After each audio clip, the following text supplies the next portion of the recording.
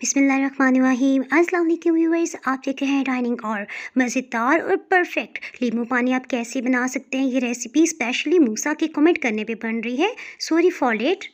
Recipe पसंद आए तो चैनल को सब्सक्राइब कर दें, बेल आइकन को ऑल पे क्लिक कर देने से नई वीडियो का नोटिफिकेशन अपलोड होती है आपको मिल जाएगा। बिस्मिल्लाहिर्रहमानिर्रहीम की रेसिपी को शुरू करते हैं। सबसे पहले नमक मिले पानी से लीमू को अच्छी तरह धो के काट लेते हैं।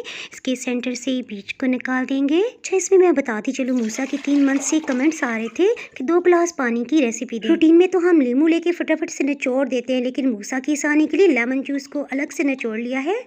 लीमू का रस 3 खाने वाले चम्मच हम ले रहे हैं। इसे 500 ml 2 गिलास पानी में शामिल कर देते हैं। परफेक्ट टेस्ट के लिए चीनी 3.5 टेबलस्पून इसमें डालते हैं।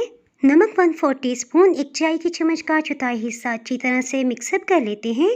आप चाहें तो आइस क्यूब्स भी ऐड कर सकते हैं। फ्रेश सी लुक के लिए लेमन स्लाइस और पुदीने का एक पत्ता।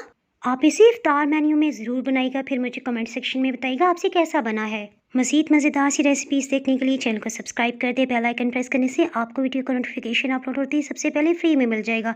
दुआ में याद रखें। अल्लाह हाफिज़।